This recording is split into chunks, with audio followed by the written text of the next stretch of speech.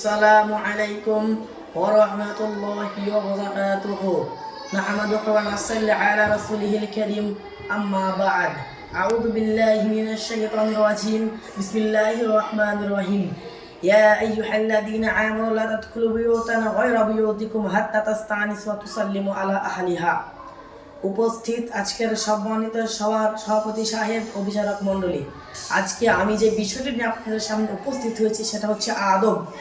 আদব হচ্ছে নম্রতা, ভদ্রতা, শালীনতা, মানব জীবনের মহৎ গুণ হচ্ছে এই আদব। আল্লাহ তাআলা কোরআন মাজিদের মধ্যে বলছেন, ওয়াইদ ক্বালা লুকমান হাকিম তার ছেলেকে উপদেশ দিচ্ছেন, লা তুশরিকু বিল্লাহ, তুমি আল্লাহর সাথে শিরিক করো না, ইন্না শিরক লাযুলমুন আযীম, নিশ্চয়ই শিরিক হচ্ছে বড় অত্যাচার। লোকমান হাকিম তার ছেলেকে উপদেশ দিচ্ছেন, লোকমান হাকিম তার ছেলেকে আদর্শ শেখাচ্ছেন, আদব শেখাচ্ছেন। আজ আপনার বর্তমান সমাজ, আপনি আপনার ছেলেকে বিপদের দিকে ঠেলে দিচ্ছেন। আপনার মতো পিতার জন্য আপনার ছেলে জাহান্নামে যাচ্ছে। আপনি আপনার ছেলেকে পয়লা জানুয়ারি পিকনিকের জন্য টাকা দিচ্ছেন, আপনি আপনার ছেলেকে জাহান্নামের দিকে ঠেলে দিচ্ছেন।